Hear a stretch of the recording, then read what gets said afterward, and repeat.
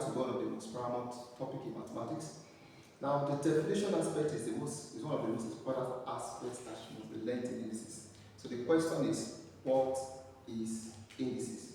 So indices can simply be defined as an expression that represents a number multiplied itself by a certain number of times. Yes, when a particular number, any expression that denotes or decode a number, a number or a variable multiplied itself by a certain number of times, that term or representation or expression is referred to as indices, as it were. So another word for indices is exponent. Is exponent or power.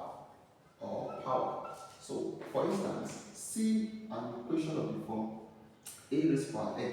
Sorry, an expression I need to say of this from raised to power n.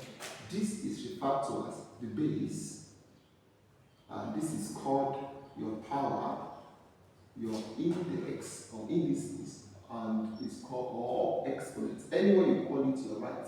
So you can call this a raised to power n, or a exponential or exponent n, or a index n. Any of it is okay to be called. So, and this is gotten from, this expression is gotten from a multiplying itself for n number of times. A multiplying itself by how many times? N number of times. So the combination of all of the multiplication of all of these variables gave rise to a raised to the power of what? Of n. A raised to the power of n, which in a concise form as this is referred to as indices. Now, backing up indices is what we call the laws of indices. Yes, in several textbooks we see something like 4 to 5 of indices. I believe you're just trying to make things easier. But I think in a more robust form, I'm going to be looking at about 12 laws of indices that we should get ourselves used to. It makes work easier. The moment you can get yourself acquainted with the laws of indices, solving indices question become much more easier. So follow me as we go through the laws. Look at the laws of indices now, one after the other. Now, for the sake of simplicity, I'm going to be naming these laws so that you can be able to absorb them easily and get yourself acquainted with them. So the first one is called the multiplication law. The multiplication law. And what does it state? It states that a raised to the power of n multiplied by a raised to the power of n is equals to a raised to the power of n plus n. For instance, meaning that if you have something like, say, 3 raised to the power 3 multiplied by 3 raised to the power 2, it's equals to 3 raised to the power 3 plus 2, and that is 3 raised to the power 5. If you see it well, you discover that the bases are always equal. They are not applicable when the bases are different. Then number 2 is called the what? The division law. Yes, the division law simply says that a raised to the power n divided by a raised to the power n is equals to a raised to the power n minus n. If I will take the same expression that I have here, I will say 3 raised to the power 3 divided by 3 raised to the power 2, then becomes 3 raised to the power 3 minus 2, which equals to 3 raised to the power 1, and that is simply 3. That is another one. The next law we have is called, I call it one law. One law states that anything raised to the power 1 is still that in the back. Anything raised to the power 1, and I have to be noted. Same thing, having 3 raised to the power 1 is still 3, like I have it here. The next is called the zero law. I call it actually the zero law. Yes, power zero. Meaning anything raised to the power 0 is equals to what? 1. Anything raised to the power 0 is 1. Actually, except when, this is except when a is equal to 0, actually. Because 0 raised to the power 0 is not 1. But apart from that, any other number raised to the power 0 is 1. Yes. So the next part is number 6. I actually call it the power law. In short, I call it the power law 1, meaning that the power law 1 states that a raised to the power of n, all raised to the power of n is the same as a raised to the power n times n. Meaning, if I have something like say 3 raised to the power 2, then raised to the power 3, it becomes 3 raised to the power 2 times 3, and that is simply 3 raised to the power what? 6. Eventually, that is the power law 1.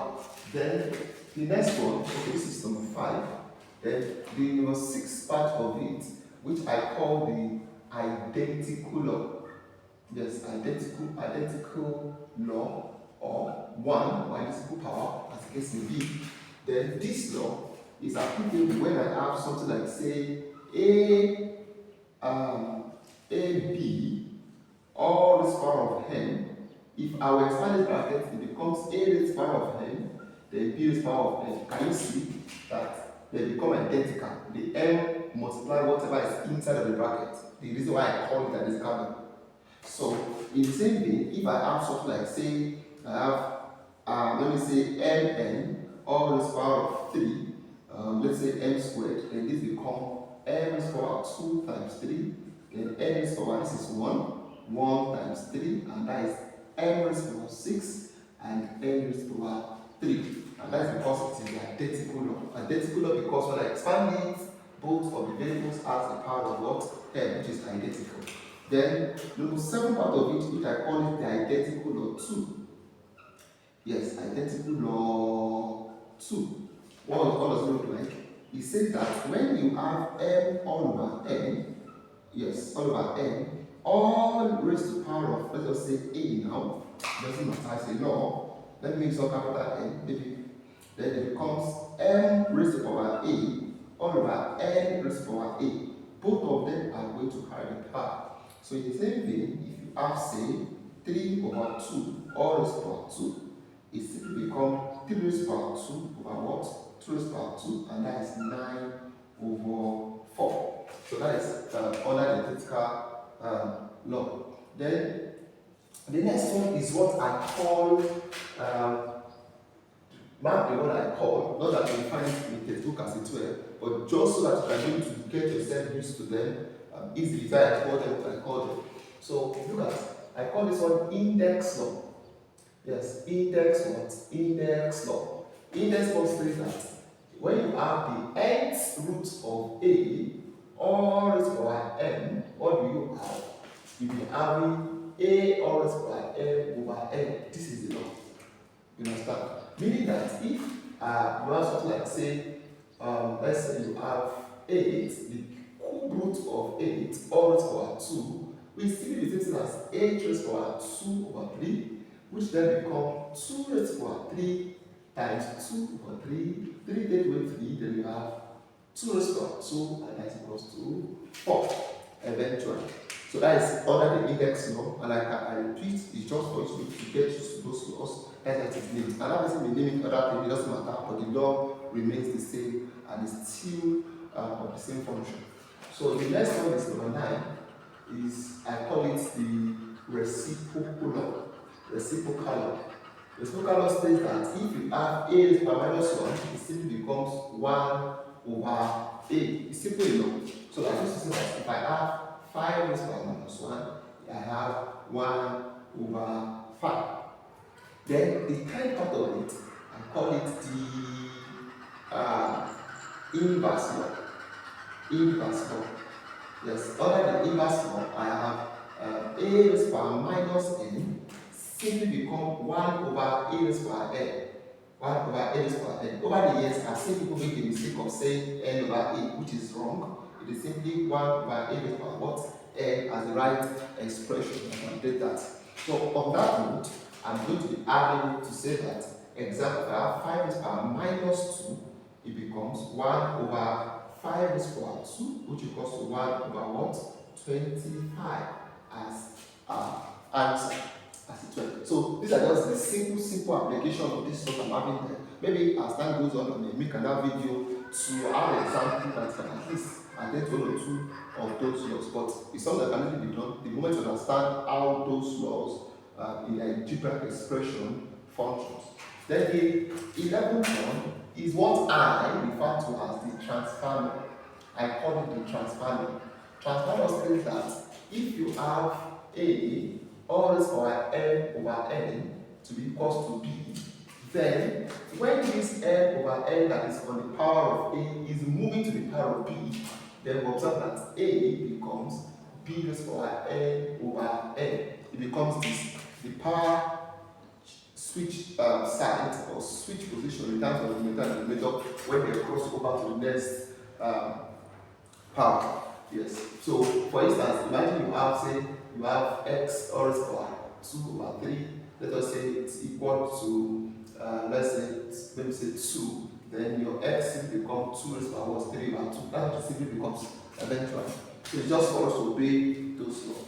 Then the 12th law is what I call the power law 2. Yes, the power law 2. So it's under the power law 2, you have something that we can say a raised power n equals to b raised power what? B raised power n. You see there's a difference between this question and this that one. Yes, it's they look alike but they're not alike as it will. They're not alike. So n, the power will cancel each other. Then a is equals to us, is equals to b.